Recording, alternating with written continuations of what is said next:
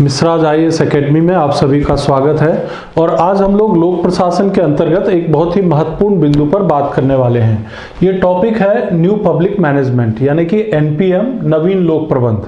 जैसा कि आप जानते हैं 1980 के दशक में इंग्लैंड में मार्गरेट थैचर और अमेरिका में रोनाल्ड रीगन ने वहाँ की आर्थिक नीतियों में बहुत बड़ा बदलाव लाया था और उन आर्थिक नीतियों के बदलाव का असर वहाँ के प्रशासनिक व्यवस्था पर भी दिखने लगा था। और उस प्रशासनिक व्यवस्था में जो परिवर्तन आ रहे थे वही न्यू पब्लिक मैनेजमेंट के नाम से जाना जाने लगा। तो न्यू पब्लिक मैनेजमेंट अगर हम शब्द की बात करें तो देखिए, न्यू पब्लिक मैनेजमेंट जो शब्द है ये सबसे पहले दिया था क्रिस्टोफर हुड ने। क्रिस्टोफर हुड ने 1991 में 1991 में एक लेख लिखा था जिसका नाम था a public management for all seasons. A public management for all seasons में क्रिस्टोफर हुड ने न्यू पब्लिक मैनेजमेंट शब्द को पहली बार प्रकाशित किया था। और ऐसा नहीं है कि बाकी विद्वानों ने इसके ऊपर कोई काम नहीं किया। तमाम विश्व के, चाहे वो अमेरिका के हों चाहे इंग्लैंड के हों, तमाम विद्वानों ने न्यू पब्लिक मैनेजमेंट के ऊपर अपनी बात रखी और इसका नाम अलग अलग शब्दों में बोला जाने लगा। जैसे देखिए, ऑसबर्न और गैबलर ये एक ऐसे विद्वान हैं जिन्होंने न्यू पब्लिक मैनेजमेंट को न्यू पब्लिक मैनेजमेंट नहीं बल्कि इसे एंटरप्रेन्योरियल गवर्नमेंट कहा, यानी उद्यमशील सरकार। और ये उद्यमशील सरकार जो उन्होंने कहा ऑसबर्न और गैबलर ने, वो किताब का नाम था री इन्वेंटिंग गवर्नमेंट। री इन्वेंटिंग गवर्नमेंट जो 1992 में पब्लिश हुआ था, उसमें इसी कंसेप्ट को यानी न्यू पब्लिक मैनेजमेंट को एंटरप्रेन्योरियल गवर्नमेंट कहा, उद्यमशील सरकार कहा। लेन और रोजेनब्लूम ने इसे बाजार आधारित लोक प्रशासन कहा, यानी मार्केट बेस्ड पब्लिक एडमिनिस्ट्रेशन। और एक और विद्वान है यूएन गुन, उन्होंने नवीन लोक प्रबंध को, न्यू पब्लिक मैनेजमेंट को पब्लिक एडमिनिस्ट्रेशन और प्राइवेट एडमिनिस्ट्रेशन के बीच की एक अवस्था कहा है। इन चारों नामों पर अगर आप ध्यान देंगे तो ये चारों ही नाम आपस में मिलते जुलते हैं। जैसे इन्होंने कहा, क्रिस्टोफर हुड ने न्यू पब्लिक मैनेजमेंट, ऑसबर्न और गैबलर ने कहा एंटरप्रेन्योरियल गवर्नमेंट, लेन एंड रोजेनब्लूम ने कहा मार्केट बेस्ड पब्लिक एडमिनिस्ट्रेशन, और यूएन गुन ने कहा द एडमिनिस्ट्रेशन और the third path between public administration and private administration. अब इस बात को समझते हैं कि न्यू पब्लिक मैनेजमेंट हमारा जो ट्रेडिशनल एडमिनिस्ट्रेशन था, जो पारंपरिक लोक प्रशासन था, उससे कैसे भिन्न था। तो भिन्न इस मायने में था कि जो पुराना लोक प्रशासन था वो हमारा मेनली ध्यान इस पर बात पर देता था कि हमें नीतियां बनानी है, हमें पॉलिसीज बनानी है लोगों के लिए, पब्लिक के लिए, इस बात पर ध्यान देता था। लेकिन अब न्यू पब्लिक मैनेजमेंट नीति के बजाय प्रबंध पर जोर देने लगा। In place of policy more attention was given on management, प्रबंध पर जोर दिया जाने लगा। दूसरी बात, जो हमारा पारंपरिक प्रशासन था यानी जो ट्रेडिशनल एडमिनिस्ट्रेशन था वो स्टेट ओरिएंटेड था, उसमें राज्य की भूमिका होती थी। हर एक काम में राज्य को महत्व दिया जाता था, यानी राज्य ही नीतियां बनाएगी, राज्य ही लोगों को सर्विसेज देगी। और यहां पर क्या हो गया, राज्योन्मुखी के बजाय बाजारोन्मुखी मार्केट ओरिएंटेड एडमिनिस्ट्रेशन हो गया। मार्केट ओरिएंटेड एडमिनिस्ट्रेशन का मतलब क्या हुआ कि लोगों को जो सुविधाएं मिल रही हैं, लोगों को जो सेवाएं मिल रही हैं, वो बाजार के दर पर यानी कि निजी संस्थाओं के माध्यम से भी दिया जा सकता है। हर चीज के लिए सरकार को रिस्पॉन्सिबल नहीं बनाया जा सकता। ये कॉन्सेप्ट न्यू पब्लिक मैनेजमेंट में आ गया। और क्या चेंज आया भाई, जब राज्य आधारित लोक प्रशासन रहेगा यानी हर एक काम स्टेट को ही करना होगा तो प्रशासन कैसा होगा, सेंट्रलाइज होगा। और अब जब लोक प्रशासन में एक बदलाव आ रहा है और ये कहा जा रहा है कि नहीं नहीं, अब हर एक काम सरकार को करना नहीं है, प्राइवेट सेक्टर्स, निजी क्षेत्रों को भी हम लोक प्रशासन के लिए आमंत्रित कर सकते हैं और उनको जिम्मेदारी दे सकते हैं। तो क्या हो गया? डिसेंट्रलाइजेशन, यानी कि केंद्रीकरण के बजाय विकेंद्रीकरण पर जोर दिया जाने लगा। इतना ही नहीं, जन सहभागिता, लोक प्रशासन में पब्लिक पार्टिसिपेशन को बढ़ावा दिया जाने लगा।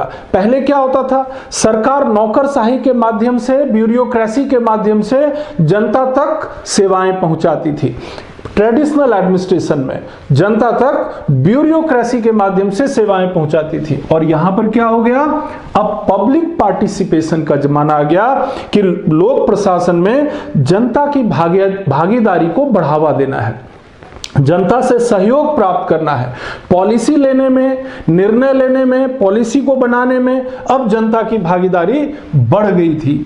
सरल कार्य प्रक्रिया, अब चूंकि जब ट्रेडिशनल एडमिनिस्ट्रेशन होता था उसमें ब्यूरोक्रेसी का रोल होता था, तो रूल्स रेगुलेशन भी ज्यादा जटिल होते थे। अब उसको सिंप्लीफाई करने की प्रोसेस स्टार्ट हो गई। तो new public management traditional administration से इस अर्थ में भिन्न है कि इसमें जो नियम प्रक्रिया थी वो थोड़ी सरल कर दी गई। और क्या हुआ? तो सार्वजनिक व्यय में कटौती। अब सरकार को अपने खर्चों को भी कम करना जरूरी था।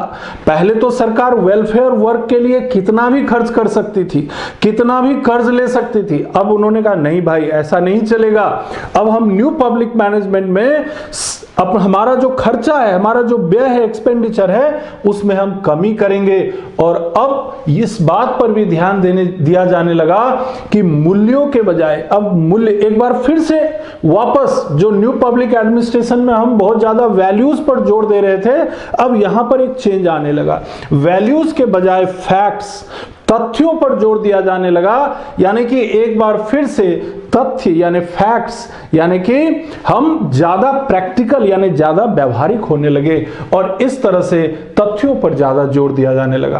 कहने का मतलब है कि न्यू पब्लिक मैनेजमेंट के 3 प्रमुख उद्देश्य थे, जिसको 3E कहते हैं। New public management has 3 main purposes which is called 3E, that is the efficiency, यानी कि लोक प्रशासन में दक्षता होनी चाहिए, इकोनॉमी यानी कि बचत होनी चाहिए, और इफेक्टिवनेस यानी कि प्रभावशीलता होनी चाहिए, यानी एफिशिएंसी।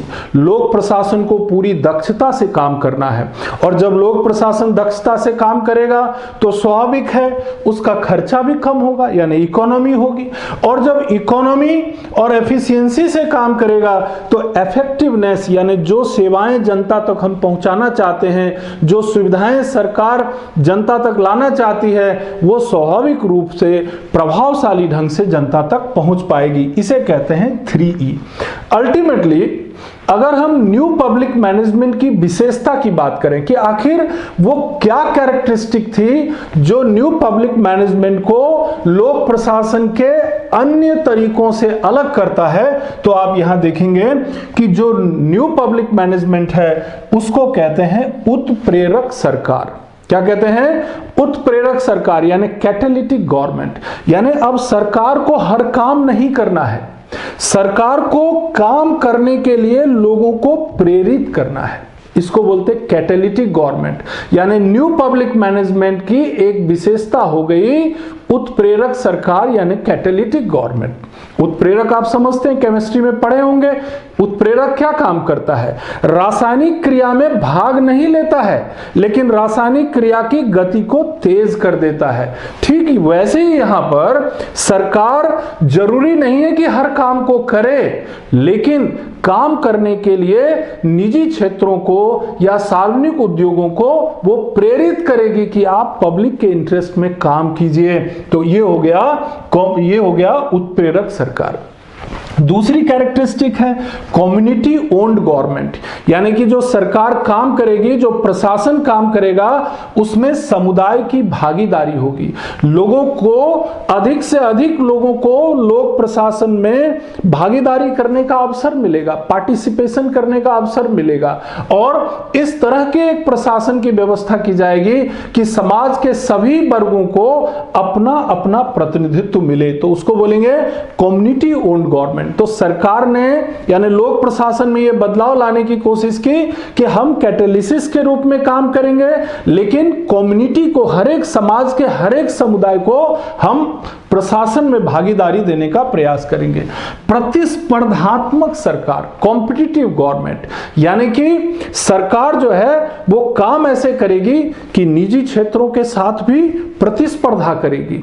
और इतना ही नहीं, जो जनता को सेवा देने वाली जो संस्थाएं होंगी उनके बीच भी प्रतिस्पर्धा होगी।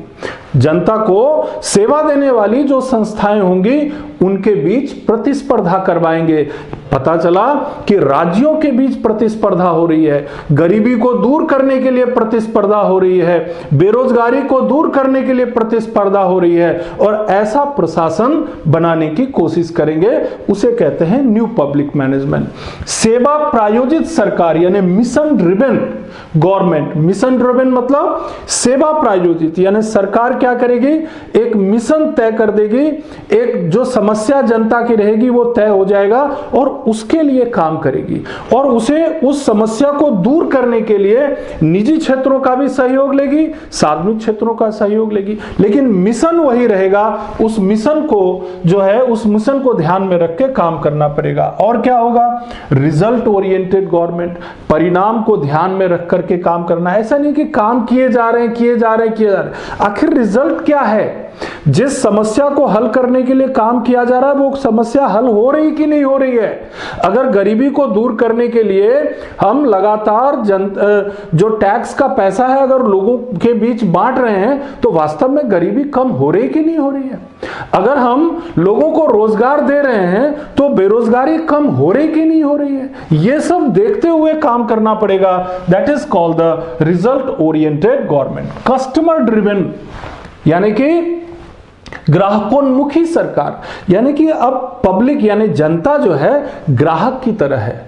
जैसे एक दुकान में कोई व्यक्ति जाता है, दुकानदार उसको पूछता है कि आपको क्या चाहिए, तमाम तरह की वस्तु उसके सामने रखता है और उसे अपने पसंद की चीज को चुनने का अधिकार देता है। ऐसे ही अब जो जनता है उस जनता को सरकार जो है वो एक ग्राहक के रूप में लेगी और बेहतर सेवा प्रदान करने के लिए काम करने का प्रयास करेगी। भले ही खुद करे ना करे या करवाने का प्रयास करेगी, चाहे वो निजी क्षेत्र के द्वारा हो या सार्वजनिक क्षेत्र के द्वारा हो, लेकिन जनता को बेटर से बेटर, बेहतर से बेहतर सेवाएं मिलनी चाहिए।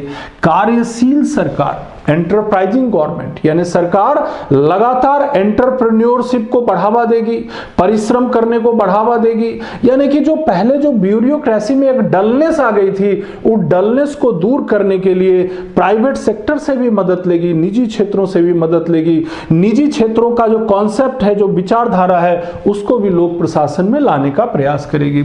एंटीसिपेटरी गवर्नमेंट, पूर्वानुमानित सरकार, यानी पहले से अंदाजा लगाना। सरकार का एक बहुत महत्वपूर्ण काम होता है एंटीसिपेट करना, यानी भविष्य में क्या परिस्थिति आने वाली है और उस परिस्थिति को ध्यान में रख करके पहले से तैयारी कर लेना। भाई जैसे बहुत सारे ऐसे डिसास्टर रहते हैं, आपदा रहते हैं, आप उसी मोमेंट पे जाके तैयारी नहीं कर सकते। आपको 20 साल आगे की घटनाओं को सोचकर, 10 साल आगे की घटनाओं को सोचकर पहले से ही अपनी संस्थाओं को तैयार करना पड़ेगा। ऐसी परिस्थितियां निर्मित करनी पड़ेगी जिससे आप उन परिस्थितियों का सामना कर सकें। उसे ही कहते हैं एंटीसिपेटरी गवर्नमेंट। और इतना ही नहीं, विकेंद्रित सरकार यानी डिसेंट्रलाइज्ड। भाई जो ट्रेडिशनल एडमिनिस्ट्रेशन था वो सेंट्रलाइज एडमिनिस्ट्रेशन पे जोर देता था, और अब हम कह रहे हैं कि सरकार डिसेंट्रलाइज्ड होना चाहिए, विकेंद्रित होना चाहिए। तो विकेंद्रीकरण पर जोर देना। और अल्टीमेटली जो इसकी विशेषता है वो है बाजार उन्मुखी सरकार। सरकार क्या करेगी, बाजार के माध्यम से, मार्केट ओरिएंटेशन के माध्यम से लोगों को सुविधाएं प्रदान करने की कोशिश करेगी। और यही बाजार उन्मुखी प्रशासन जब भारत में आता है तो उसी को हम कहते हैं लिबरलाइजेशन, प्राइवेटाइजेशन और ग्लोबलाइजेशन। अब आप इस न्यू पब्लिक मैनेजमेंट को भारत के संदर्भ में देखिए कि भारत में 1991 में जो न्यू इकोनॉमिक पॉलिसी आई, क्या वास्तव में उसमें न्यू पब्लिक मैनेजमेंट का प्रभाव नहीं दिखता आपको? बिल्कुल दिखता है। आप देखिए न्यू पब्लिक मैनेजमेंट के कारण जो है भारत में 1992 में 1992 में क्या हुआ, डिसेंट्रलाइजेशन को बढ़ावा देने के लिए 73वां संविधान संशोधन, पंचायती राज व्यवस्था, पंचायतों को अधिकार दिए गए, अर्बन लोकल गवर्नमेंट को बढ़ावा देने के लिए, उनको अधिकार देने के लिए 74th कॉन्स्टिट्यूशनल अमेंडमेंट हो गए। ये एक बड़ा बदलाव आया। उद्यमशील सरकार, उद्यमशील सरकार का मतलब क्या हुआ कि हमारे जो पब्लिक सेक्टर है, सार्वजनिक उपक्रम है, जरूरी नहीं है कि सारी सुविधाएं, सारा काम वही करें। हमने क्या किया, उनमें प्राइवेटाइजेशन की प्रोसेस स्टार्ट की, निजीकरण की प्रक्रिया को प्रारंभ किया। आप देखेंगे कि बहुत सारे सेक्टर्स में, चाहे वो इंश्योरेंस सेक्टर हो, चाहे बैंकिंग सेक्टर हो, चाहे ऑटोमोबाइल सेक्टर हो, तमाम क्षेत्रों में निजीकरण की प्रक्रिया प्रारंभ हुई और कहीं ना कहीं वो न्यू पब्लिक मैनेजमेंट का ही प्रभाव था। इस तरह से क्या हो गया, भारत में भी कॉम्पिटिटिव गवर्नमेंट का विकास हुआ। और साथ ही साथ चूंकि एक बहुत इंपॉर्टेंट चीज होता है कि ट्रांसपेरेंसी, जब कोई भी लोक प्रशासन मैनेजमेंट की बात करेगा, प्रबंध की बात करेगा, तो जनता को विश्वास में लेना जरूरी होता है। और जनता को विश्वास में लेने के लिए क्या चाहिए, ट्रांसपेरेंसी। इसीलिए 2005 में 2005 में राइट टू इंफॉर्मेशन एक्ट को लाया गया। और आजकल तो न्यू पब्लिक मैनेजमेंट का स्वरूप बिल्कुल बदलता जा रहा है। प्रशासन में लगातार नई नई चीजें, ई गवर्नेंस, डिजिटलाइजेशन, ये सब जो चीजें आ रही हैं, वो कहीं ना कहीं न्यू पब्लिक मैनेजमेंट का ही प्रभाव माना जा सकता है जो भारत पर पड़ा है। कुल मिलाकर के न्यू पब्लिक मैनेजमेंट का प्रभाव क्या है, what is the impact of new public management. तो देखिए, न्यू पब्लिक मैनेजमेंट का पहला प्रभाव यह है कि अब लोक प्रशासन में भी हम क्या करते हैं, जो लोक सेवकों का जो परफॉर्मेंस है उसको मेजर करते हैं, उसको मापते हैं और माप करके वैल्यूएशन करते हैं और उसके आधार पर उनको प्रमोशन या आगे बढ़ने का अवसर देते हैं। यानी कि परफॉर्मेंस अप्रेजल का जो कॉन्सेप्ट है न्यू पब्लिक मैनेजमेंट की ही देन है। और क्या होता है, सरकार के आकार में कटौती। आजकल आपने हर जगह सुना होगा, चाहे भारत हो या विश्व के और भी देश, हर जगह सरकार क्या करती है, जो वैकेंसी होती है, जो सरकार को पहले जितना ब्यूरोक्रेसी में लोगों की जरूरत होती थी, अब जो है उसमें कमी करती जा रही है। जितने पद होते थे उसकी तुलना में पदों में कटौती की जा रही है। तो ये जो पदों में कटौती हो रही है, ये कहीं ना कहीं न्यू पब्लिक मैनेजमेंट का प्रभाव है, क्योंकि सरकार को अपने आकार में कटौती करना है और आकार में कटौती के साथ साथ सरकार को अपने खर्चों में भी कमी करना है। और इन सब चीजों से साथ ही साथ पब्लिक और प्राइवेटाइजेशन, पब्लिक एंटरप्राइज का प्राइवेटाइजेशन, ये भी एक इंपैक्ट है। भारत में ही तमाम ऐसे पब्लिक एंटरप्राइजेज हैं, तमाम ऐसे सार्वजनिक उपक्रम थे जिनके शेयर बेचे गए। बहुत सारे, जैसे LIC में भी देखेंगे आप 3.5% शेयर बेचा गया। इसके अलावा और भी, जैसे स्टेट बैंक ऑफ इंडिया है, उसके शेयर बेचे गए। और भी ऐसे बहुत सारे संस्थान हैं जिनके शेयर बेचे गए। तो कहने का मतलब ये कि 1991 के बाद, नई आर्थिक नीति के बाद से लेकर आज तक जो बदलाव आ रहे हैं, वो लोक प्रशासन में न्यू पब्लिक मैनेजमेंट को ही लाने का प्रयास है और न्यू पब्लिक मैनेजमेंट का इसे प्रभाव माना जा सकता है। और क्या कर सकते हैं, एम्पावरिंग द सिटीजन, ये भी एक काम हुआ है, जनता को एम्पावर्ड करना। तो जनता एम्पावर्ड कैसी होती है, उसके हाथ में आपको ताकत देनी पड़ेगी। ताकत कैसे आएगी, तो देखिए सिटीजन चार्टर। सिटीजन चार्टर में क्या होता है, कोई भी ऑफिस में जाते हैं, किसी भी कार्यालय में जाते हैं, वहां लिखा रहता है आपका काम इतने दिनों में हो जाएगा। तो जनता को पता होगा कि भाई मेरा काम इतने दिनों में होगा, सिटीजन चार्टर है। मतलब सरकार पहले से घोषित करती है अपनी सेवाओं की कि हम कितने समय में आपको सेवा प्रदान कर सकते हैं। राइट टू इंफॉर्मेशन, सरकारी क्षेत्रों में जो भी काम हो रहा है, जनता को यह अधिकार है कि वो उन सेवाओं के बारे में सूचना प्राप्त कर सके। तो ये सब एम्पावरिंग जो हो रहा है जनता का, ये भी न्यू पब्लिक मैनेजमेंट की देन मानी जा सकती है। इतना ही नहीं, ट्रांसपेरेंट एंड ओपन एडमिनिस्ट्रेशन, बात वही है कि लोक प्रशासन को ट्रांसपेरेंट करने का मतलब ये हो जाता है कि हम चाहते हैं कि जनता को बाहर से दिखे कि प्रशासन में कैसे काम हो रहा है, किस तरह से हमारे अधिकारी काम कर रहे हैं, जिससे उनका लोक प्रशासन पे भरोसा और विश्वास बढ़े। And more use of information technology, ज्यादा से ज्यादा सूचना प्रौद्योगिकी के तंत्र का उपयोग किया जाना, लोक हित के साथ लाभ पर भी ध्यान देना। पहले का जो प्रशासन था वो मेनली फोकस करता था लोक हित पर, यानी पब्लिक इंटरेस्ट पर, जन कल्याण पर। उनको इस बात से कोई मतलब नहीं होता था कि इससे लाभ मिलेगा या नहीं मिलेगा। अब न्यू पब्लिक मैनेजमेंट में थोड़ा अप्रोच बदल गया गवर्नमेंट का। गवर्नमेंट की कोशिश ये होगी कि भाई जनता का वेलफेयर तो हमें करना ही है, लेकिन उस वेलफेयर के साथ साथ हमें अगर लाभ भी मिले तो इसमें कोई बुराई नहीं है। साथ ही साथ भ्रष्टाचार को दूर करने की कोशिश भी की जा रही है। और हम भ्रष्टाचार को दूर करने के लिए कर क्या रहे हैं, अगर इस पे ध्यान देंगे और भारतीय संदर्भ में जाएंगे तो देखिए, भारत में 2013 में एक लोकपाल और लोकायुक्त एक्ट लाया गया। और वो लोकपाल और लोकायुक्त एक्ट जो है वो क्यों लाया गया, इसीलिए ना कि भ्रष्टाचार को भी हमें लोक प्रशासन से कम करना है। कुल मिलाकर के न्यू पब्लिक मैनेजमेंट क्या है? न्यू पब्लिक मैनेजमेंट लोक प्रशासन का एक ऐसा स्वरूप है जिसमें कि प्रशासन में हम प्रबंध पर विशेष ध्यान देते हैं, और प्रबंध ऐसा कि लोक प्रशासन जनता के लिए इस प्रकार काम करे कि वो उसमें एफिशिएंसी हो, उसमें इकोनॉमी हो, उसमें इफेक्टिवनेस हो। वो प्राइवेट सेक्टर में अगर कोई कुछ अच्छा है तो उसको भी ले, और अगर लोक प्रशासन में सार्वजनिक क्षेत्र में कुछ अच्छा है तो उसको भी लेकर के। तो ये जो बात यूएन गुन ने कहा था वो बिल्कुल सही है कि लोक प्रशासन और निजी प्रशासन के बीच तीसरा मार्ग क्या है, तो वो है नवीन लोक प्रबंध।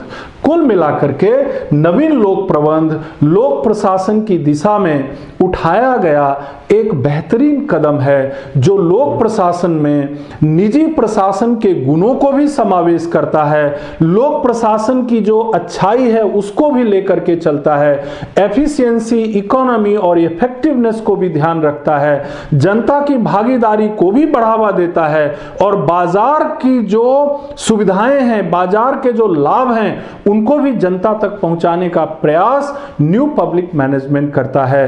अगली क्लास में हम बताएंगे कि नवीन लोक प्रबंध यानी न्यू पब्लिक मैनेजमेंट और नवीन लोक प्रशासन यानी न्यू पब्लिक एडमिनिस्ट्रेशन में अंतर क्या है। आप लोगों ने हमारी बातों को ध्यान से सुना, इसके लिए आप सभी को बहुत बहुत धन्यवाद।